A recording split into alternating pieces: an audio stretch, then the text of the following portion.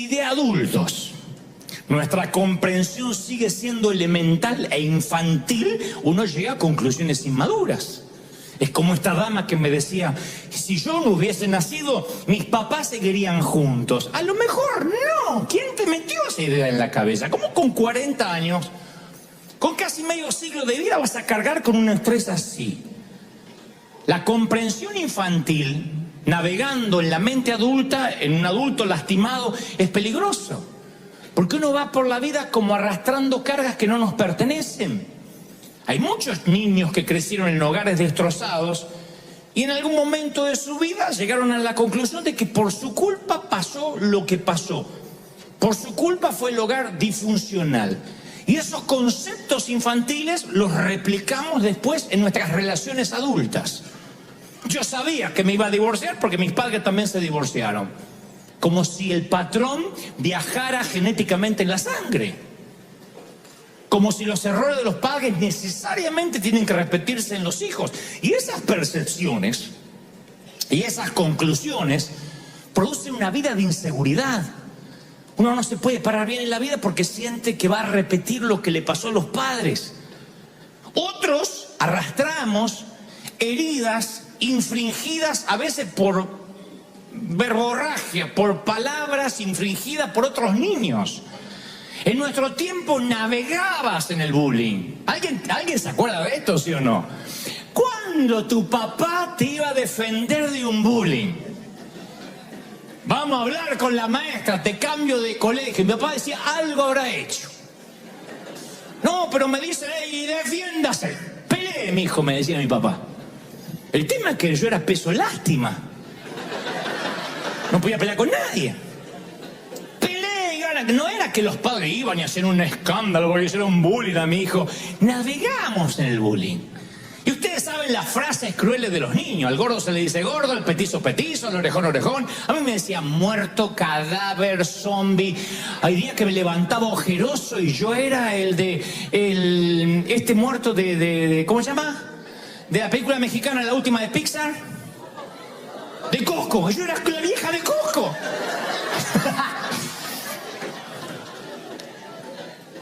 Yo estaba del otro lado. Era Coco. Decí que Coco no estaba, gracias a Dios. Dios fue afortunado conmigo, fue bueno. Porque si no me hubiesen dicho Coco, me decían de todos los sobrenombres. Y ustedes dicen, te sobrepusiste. Pero me costó horrores. Porque uno después en la vida se para conforme esas palabras que te marcan. Claro, insisto, uno llega a la iglesia y te dicen, no, olvídese de todo, eres nueva criatura, un especial tesoro en las manos de Dios. Sí, pero uno no deja de tener enraizado en la niñez frases, epítetos, adjetivos, y esos avatares de la vida, esos infortunios que en algún momento nos redireccionaron, ni hablar de un abuso, ni hablar cuando un ser querido, cuando un pariente querido, entre comillas, te robó lo más preciado que tenías, que no era necesariamente la virginidad, sino la inocencia. A partir de allí, como dijimos hace unas semanas, quedas atascado entre dos pisos. Porque la niña a la que molestan o le invaden su sexualidad, luego se siente una vieja con otras niñas, pero a la vez una niña entre las mujeres grandes, y queda toda su vida sintiendo que algo generó. Más cuando le dicen que se calle para que ni siquiera pueda formar parte de una estadística. Y van por la vida dolidas y llevando esa mentalidad de adulto, infantil, a la vida de adulto, que es lo peor. De allí que les cuesta a mucha gente relacionarse con Dios. ¿Cómo puedes hablarle a Dios a una persona que tiene heridas infringidas? Hasta nuestra sexualidad puede cambiar o queda afectada por cientos incidentes. No podemos desconocer esto. Pero como el tema de este mensaje no es para que nos suicidemos todos en masa, porque me están mirando y dicen, ay, ¿cuándo nos matamos? La pregunta es, esa es la patología. ¿Cuál es la terapia? La terapia es cómo reconstruimos la vida. Ojalá tuviéramos una máquina del tiempo, yo digo siempre, daría lo que sea por ver a Dante cuando tenía 8 años, le diría, flaco, todo va a salir bien. Algunos de estos sonsos van a hacer fila para escucharte alguna vez. Yo le diría, todo va a salir bien, vas a inspirar, vas a cambiar, vas a hablar. Yo le habría resuelto la vida al niño que fui, pero la vida no me da esa chance. No es una película de ciencia ficción donde puedo resolverle la vida. Debía haber confiado en Dios, debía haber escuchado más cuando me decían, basta el día con su afán, Dios tiene pensamientos de bien y no de mal para futuro. Pero como todos, me llené de ansiedad. Y pensé que no tenía lo que hacía falta para salir adelante, para pelear la vida. Podía haber jurado que iba a quedar en la lona. Hoy podría ver a ese niño que fui y decirle, todo va a salir campeón, todo va a salir bien. Mamá va a sanar del cáncer, tu papá va a dejar el alcohol. Daría lo que sea por darle esperanza a ese flaco orejón, Coco. Pero no puedo. Entonces, ¿cómo reconstruyo ahora? ¿Cómo reconstruyes tú la vida? Dios no lo deja librado al azar, y Lucas 1:17 dice, y haré volver el corazón de los padres a los hijos y de los rebeldes a la prudencia de los justos. Entonces, quiero que vean lo que humildemente creo Dios me dijo que te diga respecto a la terapia. Yo tengo hijos, como algunos aquí. Cualquiera de mis hijos lleva mi sangre y se para en mis huesos. Ese hijo es mi boleto para la próxima generación. Es mi chance, mi segunda chance y oportunidad de lograr algunas cosas. Cuando digo lograr algunas cosas, no es proyectarme vicariamente en él. O sea, como yo no pude ser abogado, lo voy a hacer que él sea abogado. Porque los hijos son cartas en blanco para escribir. No son cartas en blanco para escribir que uno los hace imagen y semejanza. Los hijos son libros para decodificar. A veces uno quiere escribirlo y decir, vas a hacer así, vas a estudiar esto, vas a estudiar esto, porque yo no pude estudiar y vas a terminar la carrera. Y a veces le damos una carga que el hijo no quiere saber nada. El hijo del padre es actor y el hijo no quiere ser actor. Entonces no son cartas para escribir, sino son libros para decodificar. Pero cuando yo digo que los hijos son una segunda chance, es la oportunidad de lograr lo que no pude tener cuando yo era chico. Sanar a mi hijo, a mi hija, me termina sanando a mí. Amarlo es sanarme. Yo puedo ver a mi hijo simplemente como una extensión, como un producto de simplemente una copulación, nada más. Y tuve un hijo. Hay gente que tiene hijos y que tengan hijos no los hace hombres. Porque un par de testículos también los tienen los animales y no por eso son hombres. Tener hijos es saber que uno puede proyectar en ellos, transmitir, impartir principios, cosas que les van a dejar grabada para siempre. Es darle lo necesario para que alcance su estrella. Es pararlo sobre los hombros y decirle, bueno, vas a empezar de acá, no de acá donde empecé yo. No es que vamos a decirle a los hijos, vas a pasar la misma pobreza que yo para que aprenda. En lo posible tratamos de evitarle que pase o que tenga que transitar las millas que nosotros recorrimos. Un buen hijo recorre una milla menos que el padre, una vuelta menos para dar en las Olimpiadas de la vida. Eso es lo maravilloso, que cuando yo lo sano a él, me estoy sanando yo. Entonces hago todo lo necesario para que él se sienta bien. Él es arcilla moldeable en las manos de un alfarero que es su papá o su mamá. En la Biblia la paternidad divina se ve cuando Dios habla desde los cielos y dice, este es mi hijo en el cual tengo complacencia, cuando recibe el bautismo del Espíritu Santo.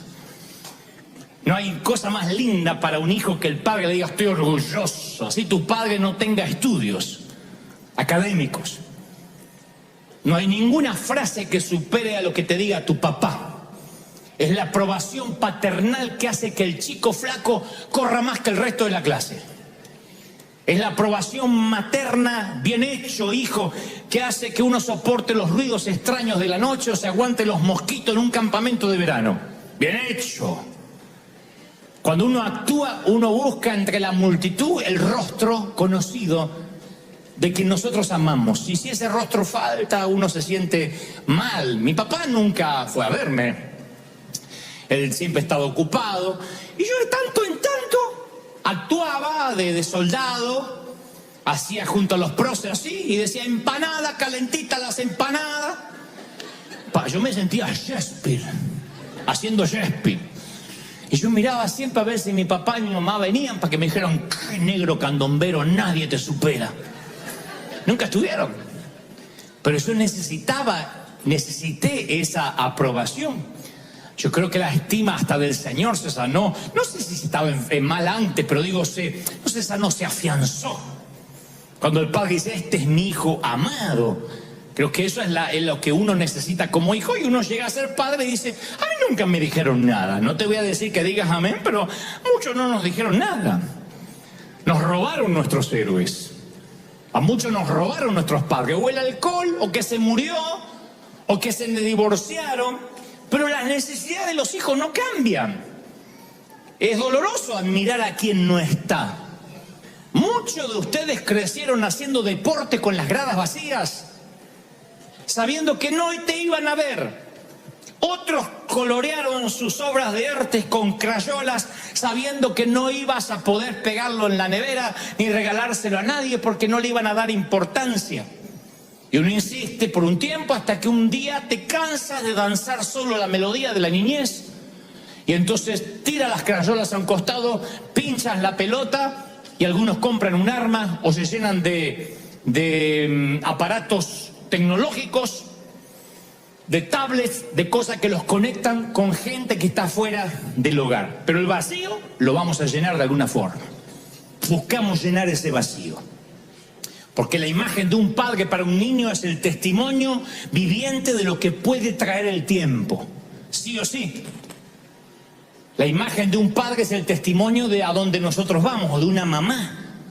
El papá es la primera definición de masculinidad que uno tiene. Mamá es la primera definición de feminidad.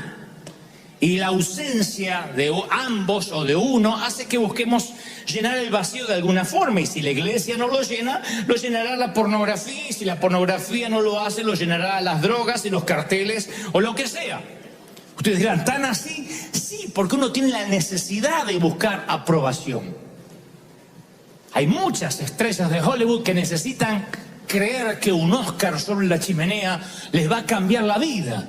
Y un día colocan el Oscar sobre la chimenea, llegan a lo más alto que puede llegar cualquier ciudadano, que es la Meca de Hollywood, y no sé qué hay en la cima que los asusta tanto, pero terminan quitándose la vida en una bañera de lujo.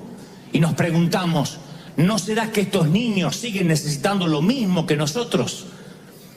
Nada más que la vida adulta ni los juguetes caros hacen que puedan reemplazar esa ausencia, ese dolor. A mi humilde criterio, yo creo que la ausencia de un padre, la orfandad, se soporta más cuando el papá está bajo tierra. El peor sentimiento de orfandad es cuando tu papá duerme en el otro cuarto y te sientes solo. Cuando no sientes hogar, cuando te sientes un corazón sin techo, eso es lo más duro. Dos maneras de ver la vida cristiana, la vida espiritual, y es pensar, bueno, porque voy a la iglesia o porque creo en algo, automáticamente, ¡pum!, el pasado queda olvidado. Si bien técnicamente para Dios es así, el problema es que nosotros seguimos lidiando con el pasado. Y de allí que cada domingo, por lo menos durante los últimos, Dios nos viene hablando de sanar esas heridas. El domingo pasado yo les decía una frase que acuñó mi mamá, que ninguna herida tapada cura bien. Aunque uno le ponga una curita, un apósito, ninguna curita tapada finalmente se va a sanar, porque empieza a ponerse pútrida, porque se empieza a infectar, y eso también va para todos los órdenes de la vida. Creo que cuando uno se reconcilia con sus heridas, con sus laceraciones, con lo que ha pasado, tiene oportunidad de sanar. Lo cierto es que cada adulto, cada ser humano que transita la vida adulta, la adultez, no deja de ser otra cosa que el niño que lo precedió. Es algo que no podemos olvidar. Y es algo que me interesa mucho recalcar porque tiene que ver con nuestra sanidad interior, con nuestra autoestima sana, que es la única manera que uno puede hacer para amar a Dios, sanarse para de ese modo amar al prójimo y amar a Dios, si no es imposible. Entonces siempre la edad adulta está enraizada en la niñez. en cosas que nos pasaron, las buenas, las malas, los buenos recuerdos, los no tan buenos. Y las disfunciones adultas han sido modeladas, han sido influenciadas por los tutores, por la presencia o por la ausencia de nuestros padres. Fuimos modelados de alguna forma. Yo mantengo esa opinión porque no dejo de ser el niño que fui en un cuerpo de adulto. O sea, soy un niño que creció como la mayoría de los que estamos acá. Y la ausencia, la presencia paternal determina de alguna forma nuestra manera de pararnos en la vida.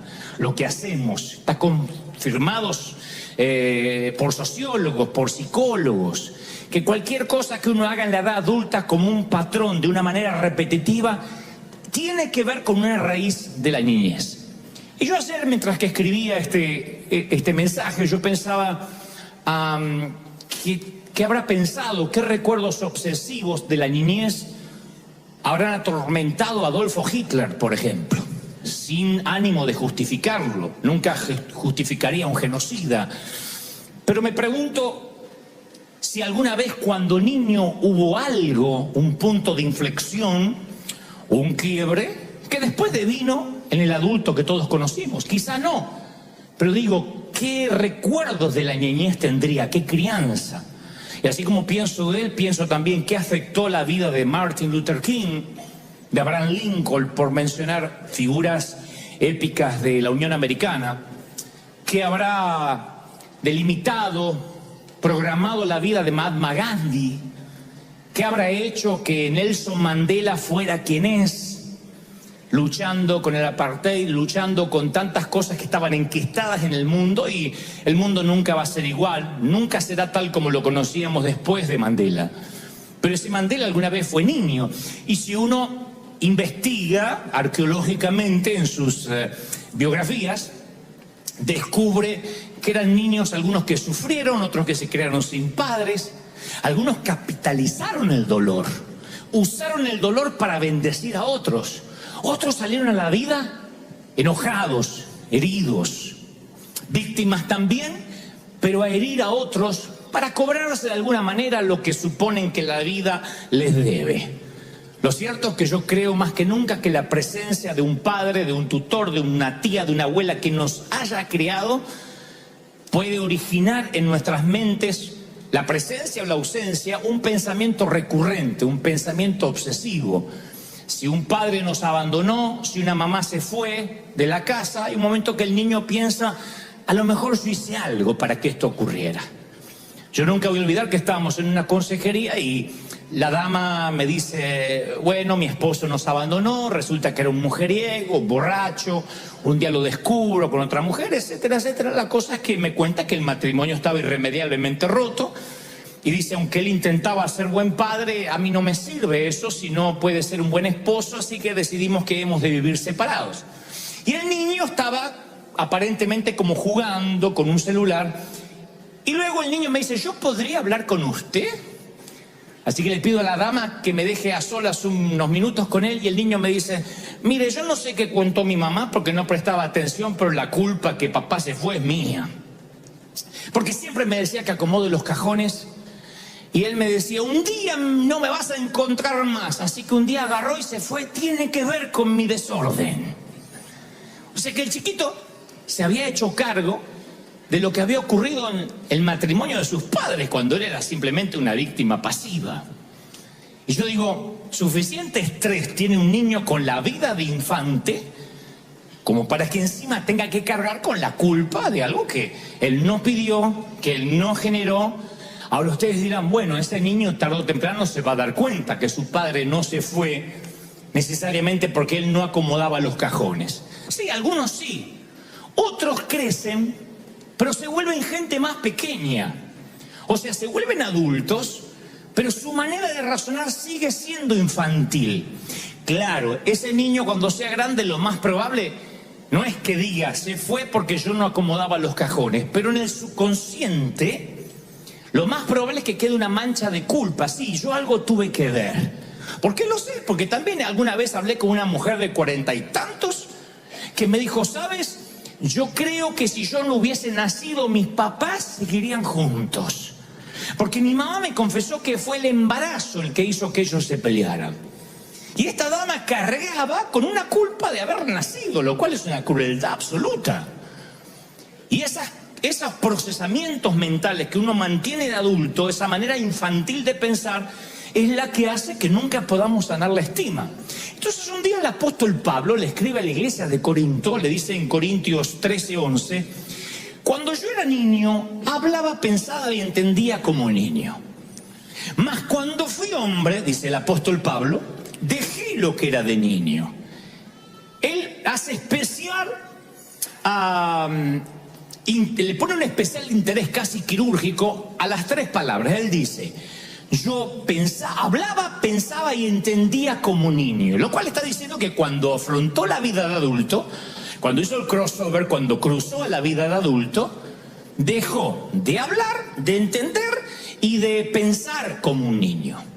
Yo hablaba cuando era chico. Mi madre me escuchaba muy atentamente cuando yo hablaba, lo cual era un lujo en nuestros tiempos. Acuérdense que yo nací en el siglo pasado. Algunos dicen, ay, los millennials. Yo no soy millennial, yo soy sesentennial de aquel tiempo.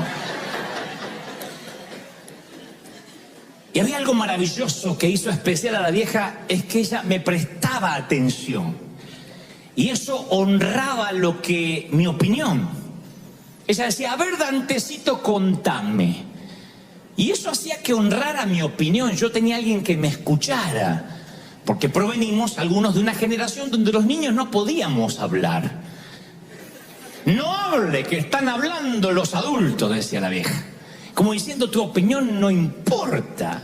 Están hablando los adultos, vaya para afuera. Entonces yo entendí que mi opinión no valía, para mi papá no valía, pero mi mamá de tanto en tanto enriquecía mi autoestima, porque me decía, ve, Dantecito, contame. Y me hacía creer que mis ideas eran importantes. Como les dije, mamá tenía 6º grado de la escuela primaria, pero no por eso dejó de ser autodidacta. Entonces tenía toda una biblioteca en casa que nos puso a disposición. Y ahí estaba Charles Dickens, Mark Twain, Emilio Salgari. Y ella decía, lean todo, con voracidad, ficción, ensayos, todo, libros de química. Y era lo único que había en casa, no había iPad, no había conexión satelital. Entonces leíamos con voracidad, con desorden. Y ella decía siempre, ahora quiero que me relates un propio cuento. Contame un cuento mientras que yo lavo o plancho. Y entonces mi capacidad narrativa empezó a desarrollarse. Yo decía, había una vez un niño muy pobre, que el padre no le compraba nada, pero la madre le compró una bicicleta. Yo, para ver si se sentía aludida, la vieja. Nunca se dio por aludida, siempre parece era ficción. Pero mi mamá era el mejor público para contarle un chiste, por ejemplo. Entonces yo le decía, mamá, te voy a contar un chiste. Así la vieja se reía antes, le digo, pero no te lo conté. Le digo, no, pero va a ser gracioso. De allí yo, que en toda la oratoria no dialéctica siempre pongo una humorada, porque siempre siento que mamá se sigue riendo. Mi mamá no importaba la narrativa. El saber que era un chiste ya se despanzurraba de la risa. Y a mí me gustaba. Entonces cuando no tenía chiste los inventaba. Y ella, aunque el chiste era pavo o chistonto, hacía que se reía. La cosa es que yo sentía que cuando hablaba mi opinión era valorada. Jesús se pasó hablando 7 días sin parar, se metió en el templo y hablaba con los maestros de la ley. Tenía unos 12 años. Y dice la Biblia que los eruditos no podían creer su respuesta en lo que él hablaba. Así que creo que eso sana la estima de un niño cuando puede hablar. Y Pablo dice, yo hablaba como niño. Pero lamentablemente muchos de nosotros no fuimos escuchados. Cuando hablábamos no importaba tanto nuestra opinión. Y eso no es lo importante en sí o lo más grave, sino que algunos han perdido la capacidad de comunicación. Entonces cuando uno se hace adulto ya no habla. Y empieza un poco a parecerse a aquel padre que tampoco hablaba. Algunos perdieron la capacidad de comunicarse.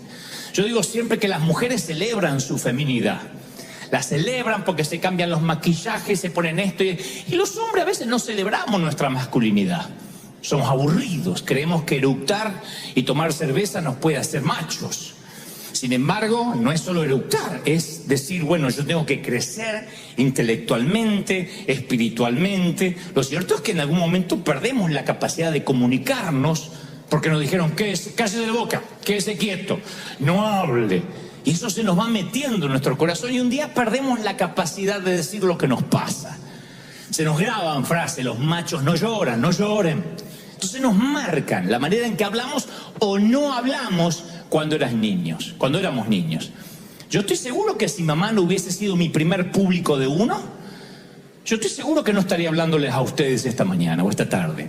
Estoy convencido, no hubiese desarrollado mi capacidad narrativa. Y aunque no era un orador a los 8 o 9 años, yo sentía que a alguien le interesaba lo que yo podía decir. De otro modo me sentía que no tenía voz, que no podía comentarle a nadie. El apóstol Pablo sigue diciendo, no solo hablaba como niño, sino que pensaba como niño.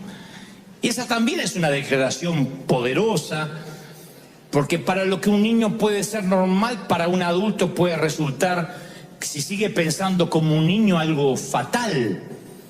El hombre que crece o la mujer que crece y sigue siendo un niño, lo único que cambia es el precio de sus juguetes.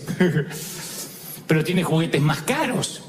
No tienen que decirme que sí, ni me hagan así con la cabeza como pasó en el primer servicio.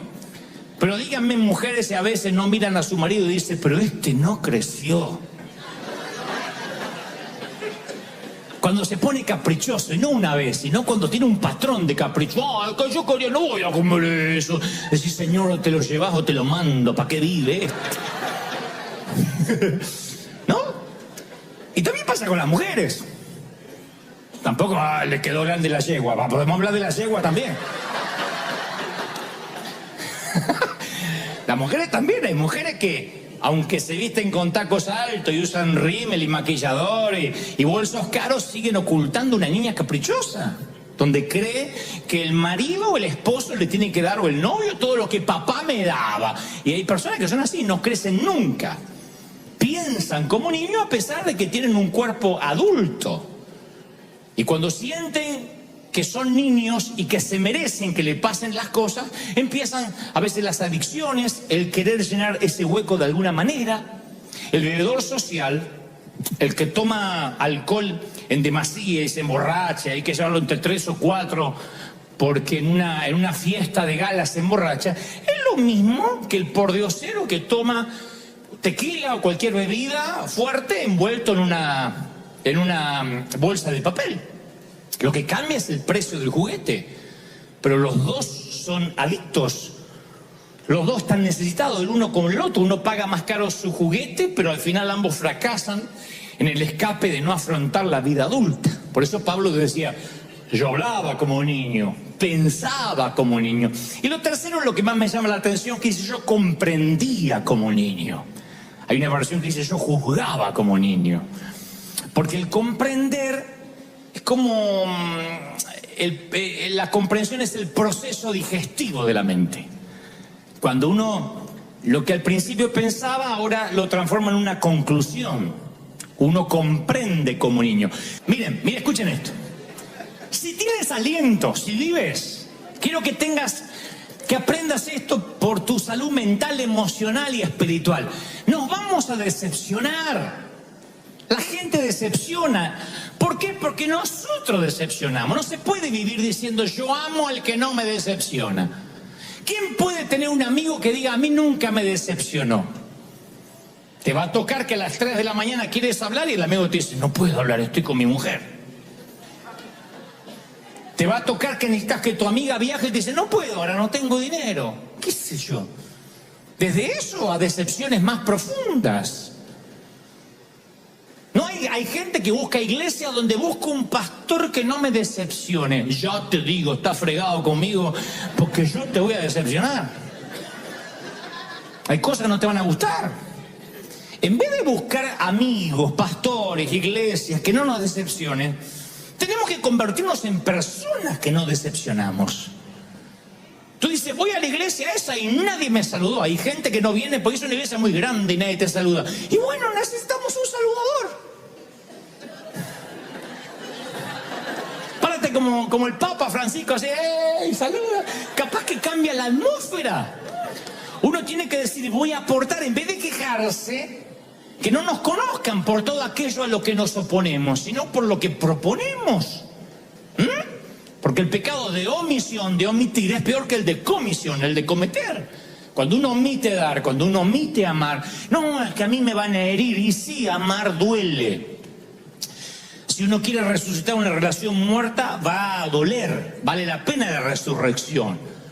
No podemos permitir que las heridas superen nuestra decepción, porque vamos a morir solos, amargados, intransigentes, inflexibles. Uno tiene que decir, bueno, ¿quién tiene padres perfectos? Si alguien tiene un papá perfecto, vení que te oro por el Alzheimer, porque no te acordás. ¿Quién dice mi papá, un prócer, mi mamá? ¿Qué papá es perfecto? ¿Quién tuvo? No fueron perfectos porque tú no eres perfecto como padre. ¿Quién tiene hijos perfectos? Hay un momento que tener 5 dedos en cada mano no es perfección, es ser normal. Después los hijos van creciendo, uno los cría como puede y no hay hijos perfectos. Mire, cuando mi madre partió a la eternidad, yo aprendí que los muertos no hablan, no pueden escuchar. Recuerdo que tenía 1.000.000 de interrogantes sin resolver en mi corazón. Y lloré, a pesar de que ya tenía muchos años de vida, lloré por las preguntas que quería hacerle, lloré por los bisnietos que ella nunca iba a poder ver, lloré por mi padre que sabía que no se iba a volver a casar, no por una decisión de mi padre, porque si no nadie aguanta a mi padre como mi mamá. Y a pesar de los defectos de mi madre, yo lloré por sus intentos de proveer, de amarme, de protegerme, porque fue la primera persona que me escuchó. Y yo recuerdo que ella me aplicaba la ley fría, ella era Miss Freezer. Y cuando yo no pude terminar en la escuela secundaria, mamá dijo, ¿sabés lo que me duele? Me duele esto, desgraciado. El desgraciado es que me había caído de la gracia de ella. Me duele que nunca vas a colgar un diploma en la pared. Y vas a tener que romperte los dedos como tu padre para trabajar. Y 3 días sin hablarme, porque la vieja era así, era Putin. Fría. Putin, así, no te hablaba más. Entonces, 3 días sin hablarme la vieja. Y yo dije, algún día voy a colgar un diploma, pero claro, no había cursos de internet, no se había inventado el internet. Y la vida, la providencia divina hizo que me dieran llaves de la ciudad, reconocimientos, doctorado, gente siempre inconsciente que anda dando esas cosas. Entonces cuando las empecé a colgar en la pared y me hice toda una oficina, dije, la voy a traer a la vieja y le voy a mostrar a la oficina y decir, métete ahí y lee los cartelitos, ahora vengo. Toma. Para que aprenda, para que me diga, ¿y ese? Acá está el nene. Te dice, pero grande, ¿querías eso? Sí, porque de alguna forma yo quería decirle, mirá, Dios, la vida me permitió tener lo que no me pudo dar académicamente una escuela, un colegio, ¿no? Pero me di cuenta que cuando quise hacer eso, mi mamá ya empezó a ver me empecé a ver que su senilidad avanzaba, que devariaba, que preguntaba cosas venidas de la nada, que el Alzheimer empezó a cobrarse su víctima y su cerebro ya no era el mismo, y una mujer que leyó tanto y hacía crucigramas y parecía tener respuesta de todo ya no escuchaba, ya no podía hablar. Así que un día recuerdo que supe que se fue, aunque estaba en la otra punta del mundo, aunque estaba en Argentina, era una hora silenciosa y quieta de la madrugada, de marea baja. Y yo supe que ella se estaba yendo porque sentí como que se acercó a la cama y me dijo, Dantecito, como cuando me llamaba para ir al colegio, pero esta vez era para despedirse. Así que le dije que entre nosotros no había cuentas pendientes, que le agradecía que ella fue la primera que me escuchó, que de alguna forma le agradecía que eso me paró ante un gentío en mi vida adulta, y una vez que no teníamos cuentas pendientes entre los dos, la dejé ir le deseé buen viaje. Y ya a la media mañana, cuando alguien por las redes sociales me daba el pésame, yo supe antes, 2, 3 horas antes, que ella se había ido, había partido la eternidad. Mi mamá peleó todo lo que pudo y cuando la pelea era desigual, entera, se fue. Decidió no pelear más. Ahí es cuando entendí que ya no puedo hablar más con mamá hasta que me la encuentre en la eternidad. El gran ausente es mi padre, o lo fue, quien sigue vivo. Por eso digo que el peor sentimiento de orfandad no es cuando dices yo lo vi partir, porque ya está, mal o bien, se fue, como la brisa que tocó tu cara esta mañana, se fue. El tema es cuando está vivo. Yo siempre fui envidioso, y no voy a decir santamente envidioso.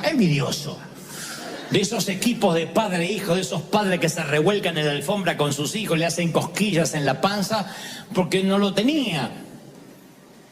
Hubiese dado cualquier cosa porque mi padre jugara conmigo. Y cuando yo veo un padre malo, bien, sexagenario, septuagenario, que tiene sus orejas grandotas, porque vieron que cuando nos vamos envejeciendo las orejas nos crecen como los cocker. Uno escucha menos, pero la oreja se va agrandando. Y otras partes que no te voy a contar, pero que también se van agrandando, no sé para qué. Y a mí me dan ganas de decirle, no importa, eres bendecido, que lo tienes. Porque el verdadero ausente no es el que murió, sino que no importa cuán deteriorada pueda estar la relación con tu padre o con tu hijo, yo creo que si uno encuentra la manera de resucitar eso, uno también deja de llorar, uno se sana a sí mismo. Yo por lo menos tengo recuerdos con mi padre, pero hay algunos que jugaron toda la vida en los campos de fútbol de la vida y nunca vieron entre las gradas el rostro que les gustaría. Yo he estado ante un gentío en un estadio, te confieso, yo una vez le dije a mi papá, papá, esto va a sonar muy argentino, muy petulante, pero te lo voy a contar cómo pasó. Porque era la manera que mi papá entendiera, aunque ustedes lo tomen como falta de humildad. Le dije, papá, voy a hacer un evento, un show en River Plate, en el Monumental, el estadio más grande de Buenos Aires. ¿Y es lejos? Es como media hora de acá, pero te llevo. Ah, muy lejos, hay que estar parado. Papá, River lo llenaron los Rolling Stones. ¿Y U2? ¿Quién? Peor todavía. Billy Graham. Y yo voy a estar ahí. La gente va a llenar el estadio para escucharme hablar. ¿Y no van a sacar fotos? Sí. Tráeme una foto, me dice el viejo.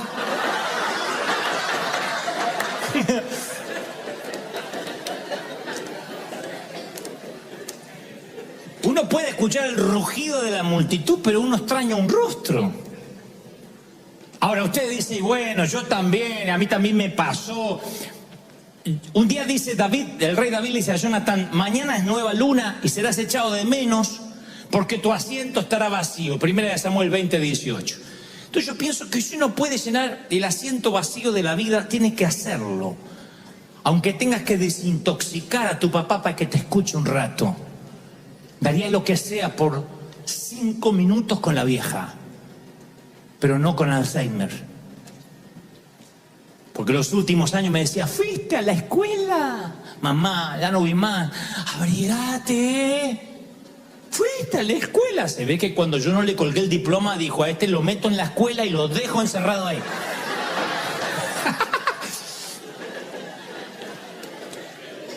Yo daría 5 minutos para contarles que la vida me trató bien, que Dios fue fiel, que sus libros ayudaron, que tenía razón, que ser autodidacta, que la neurogénesis nunca se detiene, que uno siempre puede aprender, que uno no termina de aprender cuando cuelga un diploma en la pared, uno va por la vida como un aprendiz. Uno puede sumar inteligencia, sumar intelecto. Yo quisiera decirles tantas cosas, supongo que esas pláticas las tendré que tener en el cielo, pero no daría cualquier cosa por charlar eso aquí. Pero a veces siento que no puedo y mi papá tampoco porque está internado y porque cuando voy, él quiere hablarme del otro hermano que no me visita y tu hermano no me visita. Hace poco fui y tu hermano no me visita y los nietos, papá, estoy acá, yo sí estoy. Pero tu hermano es un desgraciado, no sé quién lo habrá parido y ustedes lo parieron. Y le digo, pero acá estoy. Ay, tu cuñada, lo que es papá. Porque yo sabía que si lo sanaba, me estaba sanando yo. Entonces, si tu padre está vivo, encuéntralo. Y si tu padre ha muerto, sé padre para tus hijos. Siempre se puede enmendar. Sé madre para tus hijos. Dale lo que te hizo falta. Dale lo que te hizo falta. A veces uno se va mirando al espejo y se va convirtiendo en ese hombre que no quiere ser o en esa mujer que no quiere ser. Hay mujeres que dicen, ay, cada vez me parezco más a mi madre. Y sufren. Pero no solo porque le daste la sentadera, sino porque te vas pareciendo en el carácter. Y a veces yo me encuentro repitiendo frases de mi papá que me hielan la sangre. Y entonces, en vez de decir, bueno, yo me parezco a mi papá y que... En vez de decir eso, digo, no, yo voy a retener lo bueno, la cultura de trabajo, los valores, pero lo malo lo voy a cambiar. Entonces, a lo mejor hay gente que dice, yo ya no tengo mi papá. Bueno, no tengo mi mamá, pero tienes hijo. Si no tienes padre, puedes ser padre. Convertirte en todo lo que deseaste tener. Darle a tus hijos lo que perdiste.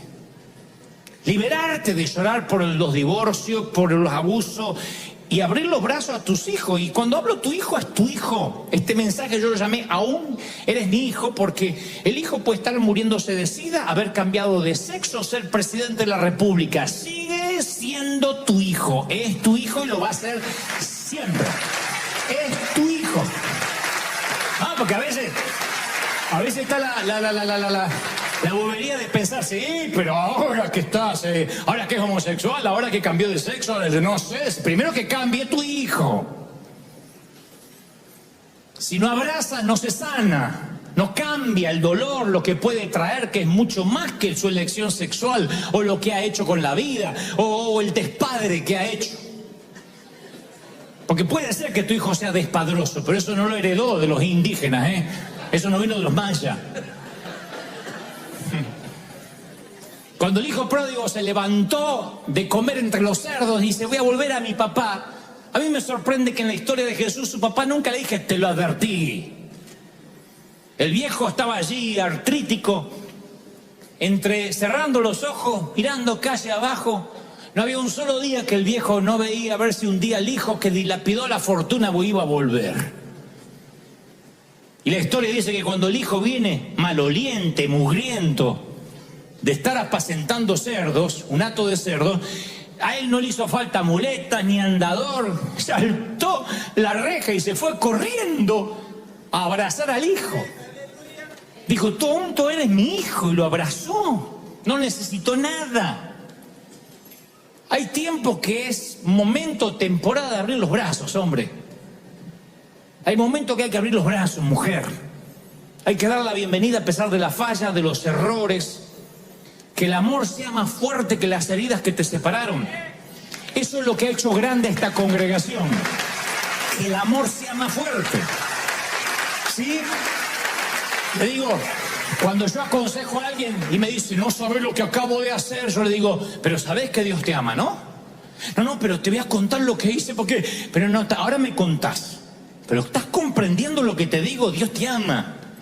Y de pronto su mirada cambia. Porque a veces pensamos que estamos más cerca de Dios si vamos más a la iglesia, si vamos a la comunión, si vamos a la misa. Y Dios te sigue amando, eres su hijo, siempre. ¿Por qué lo sé? Porque soy padre. Quiero lo mejor para mis hijos, pero si alguno de ellos fallara en la vida, en su moral, en sus principios, yo sería el primero en estar a su lado. Soy así hasta con mis amigos. A veces me dicen, ¿cómo te sacás fotos con ese político corrupto? Porque es mi amigo, que tengo la culpa que se hizo político y corrupto. Es mi amigo.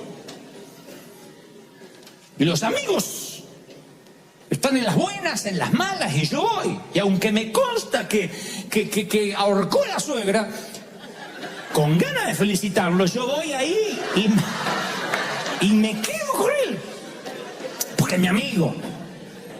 Y puede divorciarse y le puede ir mal. Yo no busco amigos perfectos. ¿Por qué? Porque si yo no soy perfecto, yo no puedo pedir lo que no ofrezco.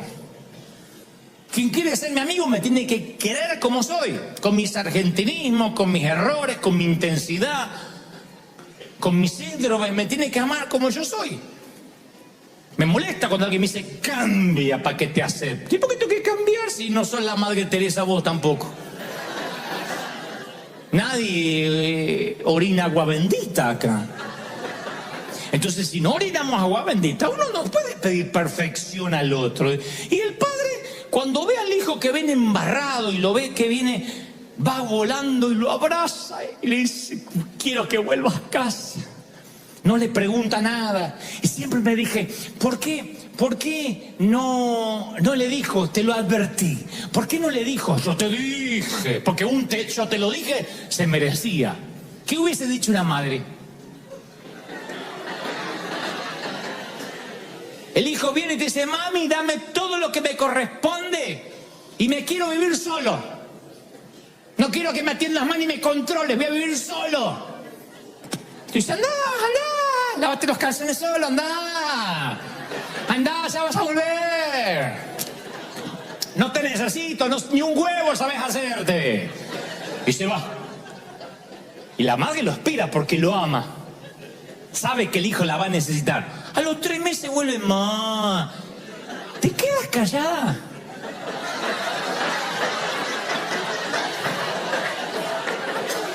¡Ay, las Teresas Calcuta! ¡Ay, no, yo la amo! ¿Te quedas callada? ¡No!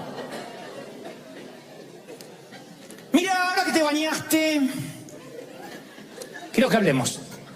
Te lo dije, es como un placer que le sale de acá. Hasta que no lo vomite, ella no va a estar bien.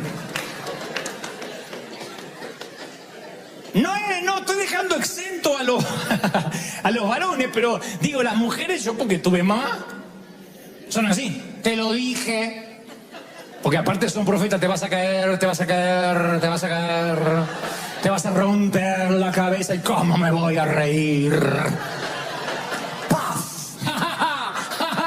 Y claro, Walter Mercado reencarnado. Y en la parábola de hijo pródigo, el padre no se regala, él te lo advertí. Ni él te lo dije, ni pasa nada. Va y lo abraza. ¿Qué sabía el padre del hijo para decirle te lo dije? ¿Qué sabía? ¿Qué es lo que sabía? Que yo no sé en la historia. Yo no sé. Bueno, me costó dislucidarlo, pero creo saberlo. Creo que, a pesar del cabello mugriento y del olor putrefacto del muchacho, se le colgó del cuello porque él sabía que cuando tocara a su hijo, se estaba tocando a sí mismo. Ese viejo no tendría seguramente un padre vivo. Y estoy seguro que le quería dar al hijo lo que él no tuvo. Y estoy seguro que él habrá recordado los propios errores que él cometió cuando joven y su padre capaz que no le perdonó y nunca lo recibió. Y en lugar de que ese patrón genético viajara en la familia y él le hiciera a su hijo lo que le hicieron a él, un día decidió revertir la maldición y lo abrazó. Y el hijo dice, papá, huelo mal, ahora eres mi hijo. No sabe lo que me mandé. Aún eres mi hijo. ¡Ey! ¡Fiesta! Un cordero, preparen algo, un asado argentino. Y vino de Mendoza, Argentina, porque en la Biblia cada vez que habla de vino argentino. Sépanlo, se los regalo de parte del corazón. Y preparen porque mi hijo ha vuelto. Se había perdido, pero sigue siendo mi hijo.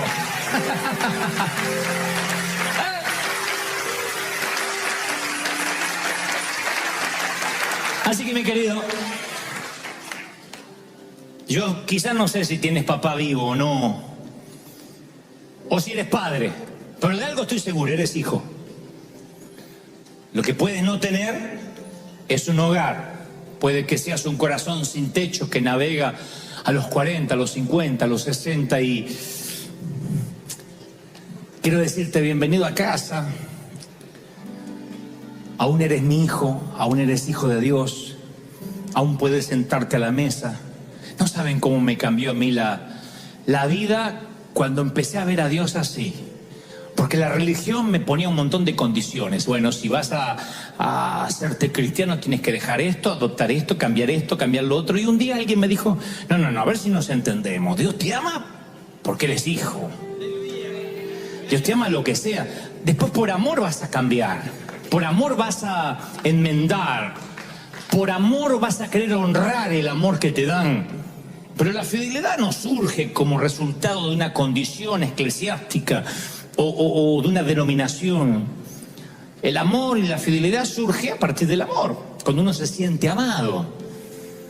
Y a lo mejor hace tiempo que extrañas el abrazo del padre, del viejo. El abrazo del que te dice, bien campeón, bien hecho muchacho, bien hecho pequeña. Y si tuviste la fortuna que fue un buen papá, lo recuerdas. Y te hace falta, yo sé, nos hace falta. Pero uno puede enmendar, uno puede llorar en la puerta de la tumba de lo que nos pasó, de lo que pudo haber sido, de la vida que pudimos haber tenido. Ya está, ya está. Lo que pasó, pasó, viviste, como digo siempre, como pudiste. Cada uno hizo lo que pudo. ¿Quién es buen padre acá? ¿Quién dice yo soy excelente padre? Nadie. Cuando aprendemos a ser padres somos abuelos. En aprender a vivir se nos va la vida, decía Joan Manuel Serrat. Y yo lo creo. Uno hace camino, caminante al andar. La cosa es que uno tiene que enmendar. Como padre, ¿qué importa si en esta historia eres padre o eres hijo? Trata de enmendar. Porque tus padres, si los tienes, se irán como la brisa de la mañana. Y si tienes hijos, Dios te da una chance. Sé ese cómplice, ese amigo. Por lo menos yo intento torpemente ser el padre que no tuve. Trato que mis hijos encuentren en mí alguien en quien pueda confiar y tal vez algún día ellos hablan de que no lo fui. Pero nunca dirán que no lo intenté. Nunca dirán que no puse cada átomo de mi ser, cada fuero más íntimo de mí en tratar de enmendar. Yo no voy a llorar por la vida, por las cosas que me faltaron, por las tablets que no tuve, por el internet que jamás soñé tener. Yo voy a celebrar que estoy vivo y a tratar de enmendar, de inspirar, de ayudar, de amar. No permitir que mis heridas interfieran en el camino del amor.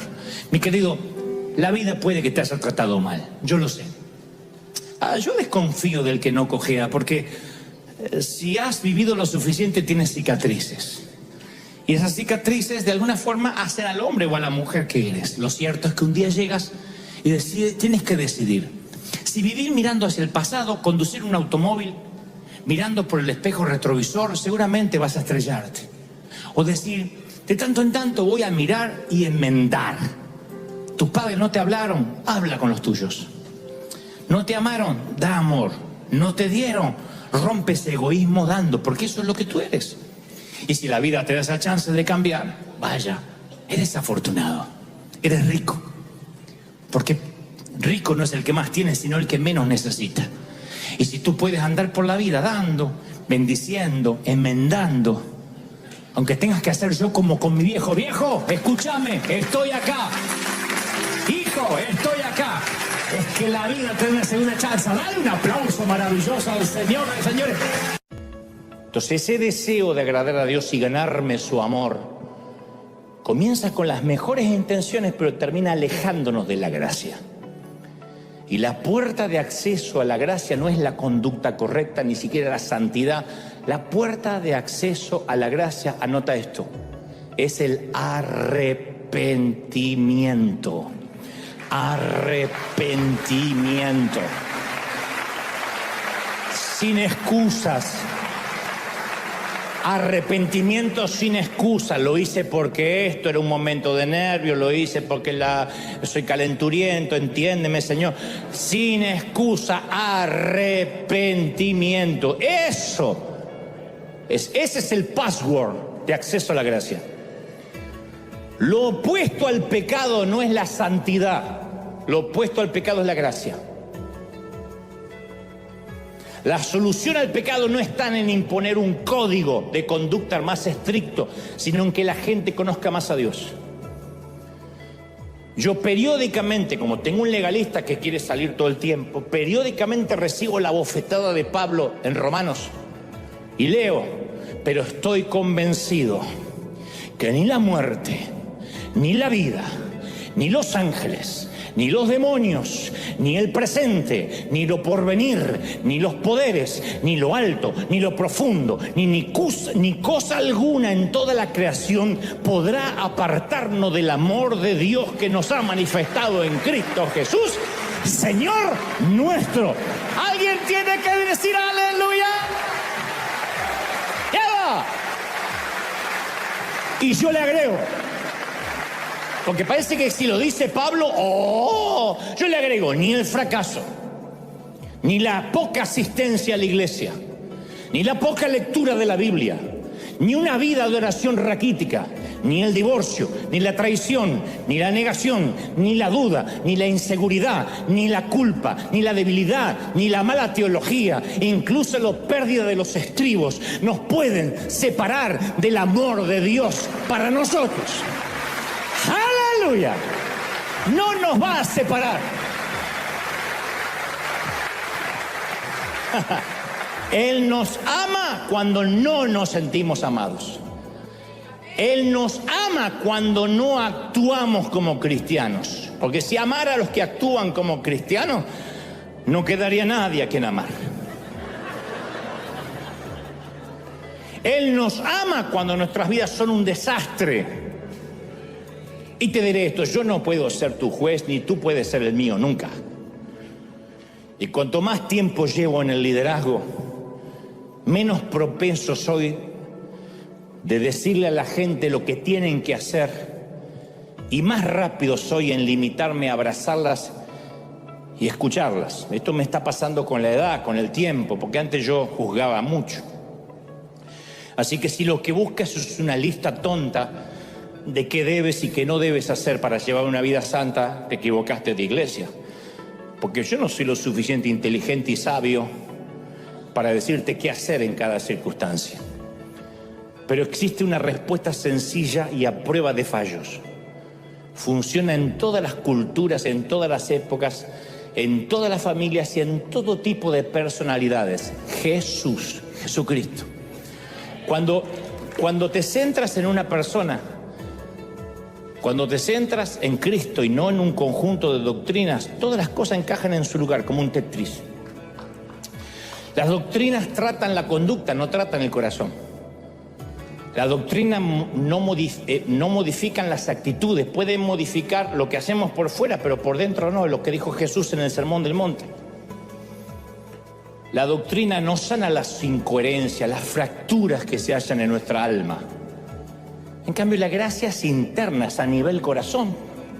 La mayoría de los cristianos entendemos que nunca podríamos ganar la salvación. De hecho, mientras que digo esto, hay gente aquí y en casa diciendo, sí, yo ya lo sé. Yo sé que la salvación no me la gané, es un regalo, es gracia. De allí que hay muchos se enojan cuando yo hago una gira y me dicen, ¿por qué cobra si la salvación es gratis? Por la misma razón que paga la luz, el agua y el gas. Y no le dices al Estado, ¿por qué me cobran? Si Dios me dio gratis la cruz, no me cobra el gas. No va a pasar. Hay que pagar gastos, eso tiene que ver con otra implicancia. Lo cierto es que la mayoría entiende que la gracia, que la salvación es gratis. Fue por gracia y misericordia. Pero cuando se trata de nuestra santificación, es como que nos cambia un chip en la cabeza. Suponemos, erróneamente, que lo que determina nuestra buena relación con Dios, si la relación va a ser buena o mala, es nuestra moralidad, es nuestro desempeño. Quiero que me sigas. Pensamos que nuestra buena conducta genera el amor de Dios y nuestra mala conducta genera el enojo de Dios. Por eso hay tanta gente que deja de congregarse cuando mete la pata. Que es tan ridículo como que un enfermo abandone el hospital porque está muy enfermo. Hay gente que dice, yo no voy a la iglesia porque no estoy en condiciones de ir a la iglesia. Pero mi hijo, si la iglesia es para gente que no está en condiciones. Esto es un hospital. Yo sé que hay museos de santos, pero esto es un hospital del alma. La iglesia es para el que anoche metió la pata, para el que esta mañana chismeó, para el que habló mal de mí en la fila. La iglesia es para esto. Bueno, no sé si Dios perdona esto último, pero... Nada, sí. La iglesia es para eso. Pero nosotros entendemos la vida cristiana al revés. Y nos parece atractivo esto de autosantificarnos porque se trata de nosotros. El legalismo alimenta nuestro orgullo natural. Eso hacían los fariseos. Cumplimos todas las leyes. Y le salía al argentino que todos llevamos dentro, ¿no? Rechazar la gracia, rechazar el perdón de Dios, algo tan valioso, y decir, no, Señor, yo mismo me voy a ocupar de ser santo, es lo más insultante que podemos decir. Porque es pensar que Jesús fue torturado, crucificado, para que nosotros después intentemos santificarnos por medio de nuestras insignificantes obras. No podemos abaratar el sacrificio de la cruz intentando reembolsarlo o devolviéndole el favor a Jesús. Bueno, tú me salvaste, pero yo te voy a devolver el favor intentando ser santo. No, uno es agradecido, uno es santificado por gracia, pero no podemos hacer el intento de autosantificarnos. Porque es como decir, bueno, Señor, gracias por salvarme, por perdonarme, pero a partir de este momento yo me encargo. Es una locura. Como si Jesús hubiese pagado el adelanto en la cruz y nos dejó a nosotros las cuotas mensuales. Él dice que el precio fue pagado absolutamente. Todo fue pagado en la cruz. No quedaron cuotas. ¿Estamos de acuerdo? No hay cuotas para pagar. Todo. ¿Pero qué hacemos? Nos metemos en un búnker religioso lleno de reglas, lleno de leyes, a las que llamamos sana doctrina. Y por eso se dividen las congregaciones. Ningún cristiano, cuando entrega su corazón por primera vez a Cristo, tendrá la torpeza o la imbecilidad, me voy a incluir, ningún cristiano tendremos la imbecilidad de decir, yo hice algo para merecerme el favor de Dios. Nadie. Cuando llegamos por primera vez, llegamos destruidos. Señor, perdona nuestros pecados, nos queremos bautizar. Pero yo no he conocido a ningún cristiano que no luche con la creencia que de algún modo su buen comportamiento a partir de ahí es necesario para conservar ese favor de Dios. Yo sé que hay algunos nerviosos mirándome al otro lado diciendo, eso es libertinaje, pero déjenme avanzar. Aquí mismo Univisión me hizo una entrevista donde me dice, ¿tú te basas la vida a través de la Biblia? Le dije, no. ¿Y cómo me han criticado por eso? Pero yo dije, ¿cómo vamos a meter a Dios en 66 libros? Yo no dije, descarto la Biblia. Lo que estoy diciendo es, Dios aún es más grande que el libro. Porque aún la palabra dice, ni aunque se escribieran los libros del mundo, no podrían contener lo que Dios es. Es imposible decir que Dios está circunscripto desde Génesis a Apocalipsis. Dios hace cosas, obviamente no se contradicen, su carácter nunca se contradice, pero Él es más grande. Porque si mi vida está basada en la Biblia y no en Cristo, la Biblia es un sustituto de Cristo. Es bibliolatría. Cuando la doctrina reemplaza a Cristo, es legalismo. Y cumplir las reglas pasa a ser el proyecto de vida para alcanzar la salvación o para retener la salvación. Y dejamos a Jesús otra vez fuera de escena. Porque con tantas reglas, ¿quién necesita a Jesús? ¿Por qué hacemos eso? Porque la gracia siempre nos parece absurda, escandalosa. Hay una frase que decía mi madre, decía, cuando la ofrenda es grande hasta el santo desconfía. Entonces cuando uno dice, ¿dónde está la trampa? Vieron que en todo hay trampa. Cuando alguien te dice, esto es regalado, hay trampa. Siempre. Acceda a esta tarjeta de crédito sin ningún costo, hay trampa. porque nadie trabaja gratis. Y cuando Dios dice la salvación es gratis, decimos, sí, ¿cómo no? Porque en primer lugar la gracia nos quita el control de nuestra mano. Entonces nosotros tratamos de fabricar una vida cristiana a la que podamos controlar. Y esto sucede en nuestro interior con mucha sutileza, ¿eh? Nadie se levanta a la mañana y dice, hoy me voy a transformar en un legalista. No, es sutil. Nos convencemos que con nuestras reglas honramos a Dios, que le estamos agradando más que nunca. La famosa frase, esto no le agrada a Dios, esto sí le agrada a Dios. Como si fuera un Dios medieval, un Dios griego, que hay que agradarle todos los días y hacer sacrificios humanos porque si no te liquida. Esto no le agrada a Dios, esto sí le agrada a Dios. Y hacemos una lista de lo que le agrada y lo que le desagrada. Y después están los hermanitos, a los que creen que a Dios le desagrada lo que a ellos les desagrada. Ay, hermana, ¿por qué se viste así? Qué triste debe estar Dios. Estás envidiosa, no está triste Dios.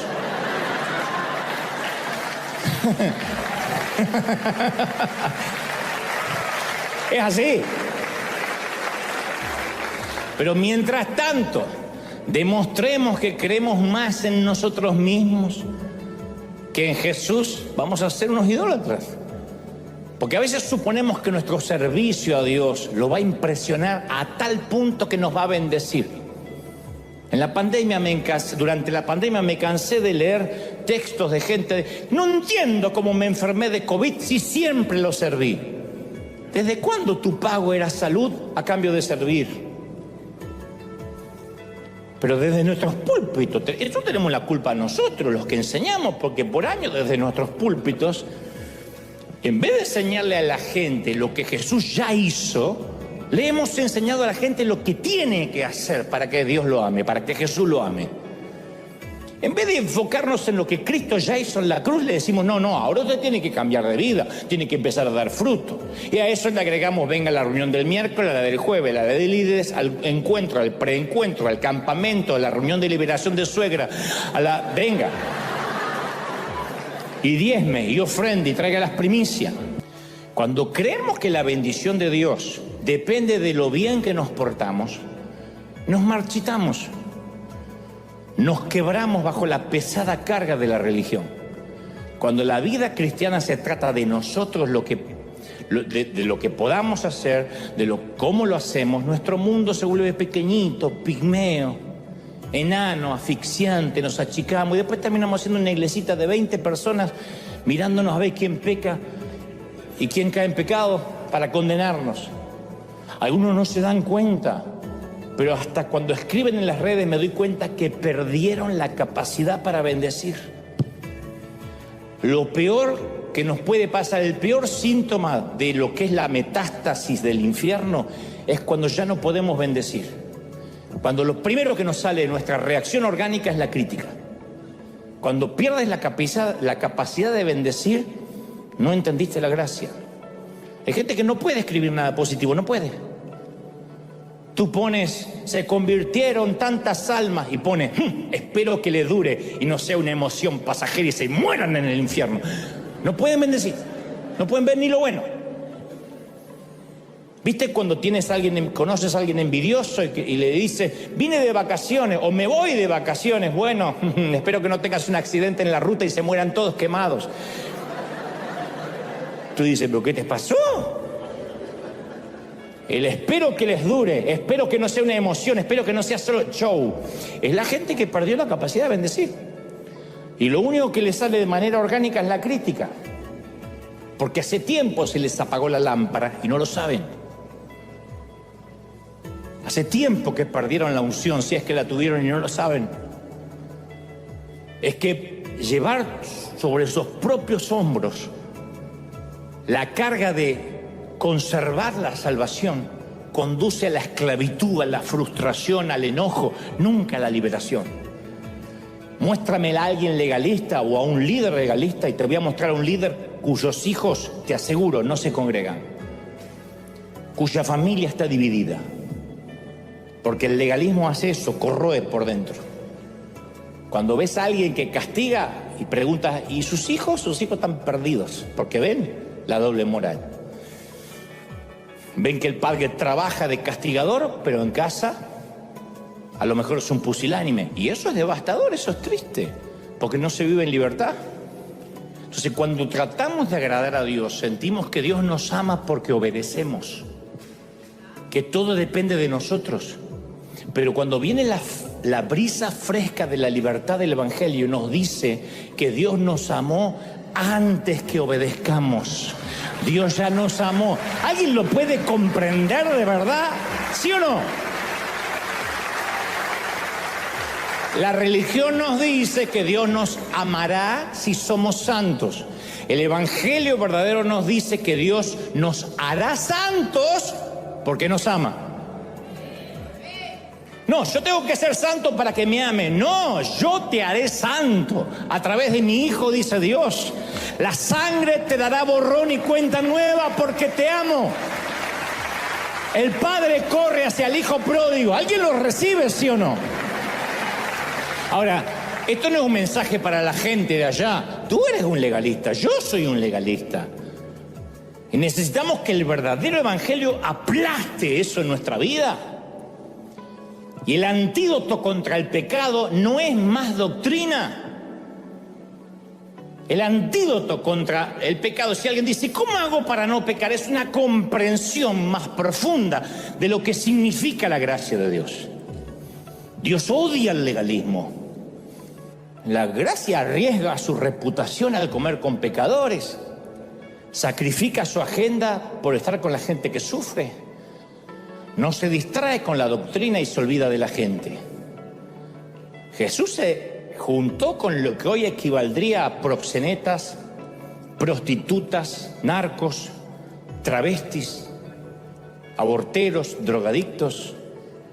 Porque en la cultura de la época del Medio Oriente, comer con alguien implicaba identificarse con él. Nadie comía con alguien que no se identificaba con su vida. Y la gente se relacionó con gente, Jesús se relacionó con gente que todo judío respetable evitaba. Ninguna persona que se respetara a sí mismo se arriesgaría a hacerse amiga de esa gentuza para que no se los culpe por asociación. Predicarles sí, reprenderlos sí, criticarlos, burlarse de ellos. Incluso se les aplaudiría a los religiosos que se burlen de los pecadores. Pero sentarse en una mesa, intercambiar chistes, disfrutar juntos, eso es quedar pegado. Ahí es cuando decimos, dime con quién andas y te diré quién eres. Como si estuviera en la Biblia. ¿Y dónde está eso? Primera de Montaner, capítulo 4. ¿A dónde está? Pero a Jesús no le importaba el escándalo. Le gustaba pasar tiempo con los pecadores. Era Dios, pero pasó gran parte de su ministerio juntándose con la chusma. Con gente, con personas que defendían el aborto. Hablaba, comía, lloraba con ellos, les servía. ¿Qué dicen los religiosos? Sí, pero cambiaban de vida. No dice, y se levantaron de la mesa y antes del flan con crema ya habían cambiado de vida. No lo dice. Juntaba con pecadores. A algunos les tomaría mucho tiempo. Otros quizás comieron y nunca cambiaron de vida. Porque el Señor nunca, a cambio de una cena o de un almuerzo, implicaba que les iba a hacer cambiar de vida por la fuerza. Pero Jesús dijo, los sanos no tienen necesidad de médico, sino los enfermos. Se rebajaba a su nivel porque ellos jamás podían subir al suyo, como pretendían los fariseos. Sube a mi nivel y Dios te amará. Jesús nunca se dedicó a mostrar lo bueno que él era o lo malo que eran ellos. Él les ofreció esperanza. Era el amigo de personas que estaban dispuestas a admitir que tenían problemas. Si entendemos que tenemos asuntos que no somos capaces de resolver, si hoy mismo decimos yo tengo debilidades que no puedo resolver, hay cosas que me superan, ahí es cuando estás más cerca de Jesús que nunca. No tienes que ser bueno para ser amigo de Jesús. Él no anda buscando gente buena, porque si buscara gente buena no tendría amigos, no tendría a quien amar. lo que busca es gente sincera y auténtica que abra la puerta del arrepentimiento para llegar a la gracia. La Biblia es clara, vamos a pecar. No es que ya no eres más pecador, todos los días necesitamos un regaderazo de gracia. Y más tarde o más temprano la fuerza de voluntad, la educación, la teología no van a alcanzar. Y Dios no te va a eliminar porque te emborrachaste por mirar pornografía. Y ahora te elimino y te borro del libro de la vida. No. Sí es verdad que el pecado lo entristece, como padres nos entristece cuando un hijo mete la pata. ¿Quién celebra que el hijo está en drogas? ¿Quién celebra que el hijo vino con olor a alcohol a las 3 de la madrugada? ¿Quién celebra que el hijo anda en malas compañías? Ningún padre. Pero díganme si hay algún padre o una madre acá que ama menos a su hijo porque está borracho. Y si ustedes son padres injustos, dijo el Señor, y sabed, hay buenas dádivas a vuestros hijos, cuanto más vuestro Padre Celestial no se va a compadecer de que estamos en una carne pecaminosa, vivimos en la iniquidad y necesitamos la gracia a diario. Pero nuestra maldad no cambia ni por un solo instante el amor abrumador que siente Dios por nosotros. En todo caso, hace que esté más decidido a rescatarnos. El Señor nunca va a tirar la toalla contigo. Por mucho que escapemos de Él, Él no nos va a dejar. Dios no se va a dar por vencido contigo. Ningún pecador es irreparable o irredimible. Ninguno agota demasiado la línea de crédito de la gracia. No hay pecado tan grande que la sangre de Cristo no pueda cubrir. El pecado no es un problema para Dios. El pecado no es un problema para Dios. ¿Lo estás recibiendo, sí o no? Así Jesús pudiera decirte una sola cosa ahora, que lo pudiéramos ver. ¿Cuál sería la primera cosa que te diría? Llegas al cielo y te encuentras con Él. Por mi experiencia, la mayoría de la gente espera que Jesús le va a dar una reprensión o una corrección. Pensamos que si Jesús personalmente nos tuviera la oportunidad o se nos acercara para decirnos algo, nos estaría diciendo, ora más. Tienes que dejar de perder los nervios con tus hijos. Te vi esta mañana, los gritos que pegabas parecía que en vez de ir a la iglesia ibas al cabaret. Te vi anoche. ¿Has vuelto a ver pornografía? ¿Qué estabas pensando? Arregla tu vida. Vas a ver lo que te espera si no. Mi padre no te lo va a perdonar. Eso es lo que tenemos en el inconsciente. Así oramos. Padre, aquí estoy, inmundo. Creo que si Jesús tuviera una sola oportunidad de decirnos algo, nos diría cuánto nos ama. Hijo, te amo. Dios nos diría, hija amada, princesa. Es lo que Zaqueo experimentó y Mateo. Y la mujer sorprendida en acto de adulterio, hija. Nadie le dijo hija nunca. Es lo que experimentaron un sinfín de pecadores con mala reputación. Jesús nos ama ahora mismo tal como somos. No está de pie gritándonos que trepemos y salgamos solos de nuestro hoyo, que nos limpiemos para ser dignos de Él. Él se abre camino, se mete hasta la cintura en medio de las heces de nuestra vida, llorando con el quebrantado, rescatando al perdido, sanando al enfermo. Y Dios nos regala hoy un nuevo comienzo, otra vez, en un reino lejano, otra vez, con una nueva identidad, otra vez, con una nueva reputación. Una vieja vida borrada, una nueva vida otorgada, las veces que sea necesario hacerlo y las veces que lo necesitemos.